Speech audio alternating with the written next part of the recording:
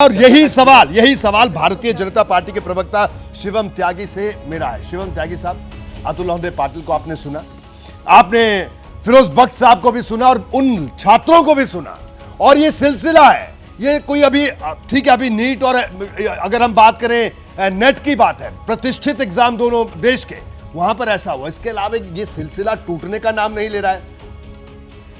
आखिरकार जवाबदेही, जिम्मेदारी और एक मैकेनिज्म वो तो तय करना होगा। बिल्कुल। देखिए रोहित जी, मैं एक चीज़ कहना चाहता हूं कि इस पूरे पैनल में मेरा ख्याल एक तो मेरे छात्र हैं और उसके बाद मैं ही हूं जो सबसे कम उम्र का हूं और अभी बहुत ज़्यादा दिन हुए भी नहीं हैं कॉलेज से निकले हुए, और मानता हूं कि इस स्थिति को तो बहुत करीब से देखा है और बहुत करीब से समझा और बहुत सिचुएशन जो पेपर्स की रहती थी इस देश में देखा है। अगर पहले की बात करूं मैं 2014 से पहले की, तो चाहे वो बीएड का पेपर लीक हो जाना हो, चाहे सीए का पेपर लीक हो जाना हो, चाहे सीटेक का पेपर लीक हो जाना हो, ये तमाम स्थितियां हमने देखी हैं। वहाँ पर किसी की जब कोई जिम्मेदारी तय नहीं होती थी, जब उनकी कोई जो है वहाँ पर चेक एंड बैलेंस नहीं होता था, तो हमने सोचा कि नहीं इसको स्ट्रीमलाइन करके चीज़ों को बेहतर किया जाए। वहाँ पर एक बॉडी बनाई, और अगर मैं बात करूँ तो पिछले साल ही हमने 1,30,00,000 छात्रों के पेपर सक्सेसफुली कराए हैं। लेकिन हाँ, जब ये 24 लाख की खास तौर पर जब ये एग्जाम्स हुए हैं नीट के, उसमें 7-8 सेंटर्स पर जो ये दिक्कत हुई है, इसमें कहीं कोई दो राय नहीं है।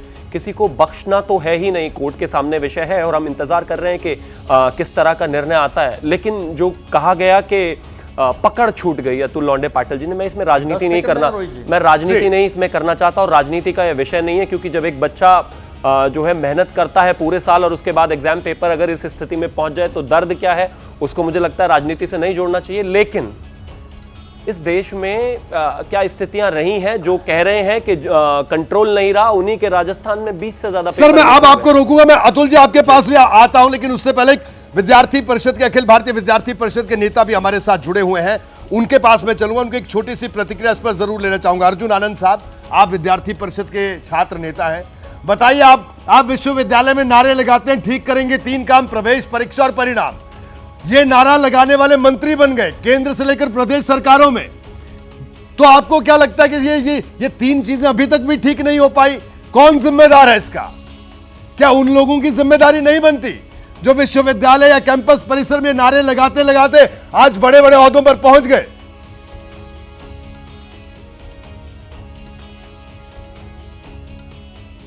बिल्कुल, छात्रों के भविष्य के साथ ये बहुत बड़ा खिलवाड़ हुआ है और ये बिल्कुल स्वीकार्य नहीं है। चाहे जो भी इस समय मंत्री हो, चाहे जो भी इस समय किसी भी बॉडी के चेयरपर्सन हो, जो भी इसके लिए रिस्पॉन्सिबल है, सीबीआई जांच की हमारी पूरी मांग है, वो बिठा भी दी गई है और हम चाहते हैं कि जल्द से जल्द जो है इस पे निर्णय लिया जाए।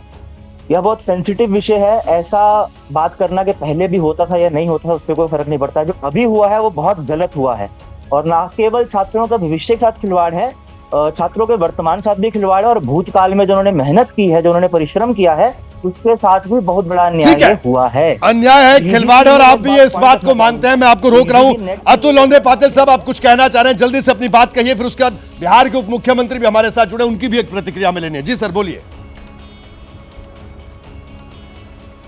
नहीं, मेरा एक ही सवाल है, जब भी कुछ समस्या खड़ी होती है, जब भी कुछ गलती होती है, तो बीजेपी के प्रवक्ता, बीजेपी के नेता, यहाँ तक प्रधानमंत्री 2014 के पहले उंगली दिखाते हैं। इसीलिए तो आपको सत्ता दी थी ना। मुझे बताओ, 21 पेपर गुजरात में लीक हुए, कितने लोगों को सजा हुई मुझे बताओ। महाराष्ट्र में कंटिन्यू पेपर लीक हुआ है, किसको सजा हुई बताओ। हरियाणा में पेपर लीक हुआ है, किसको सजा हुई बताओ मुझे। 10वीं का पेपर भी लीक हुआ है, किसको सजा हुई मुझे बताओ।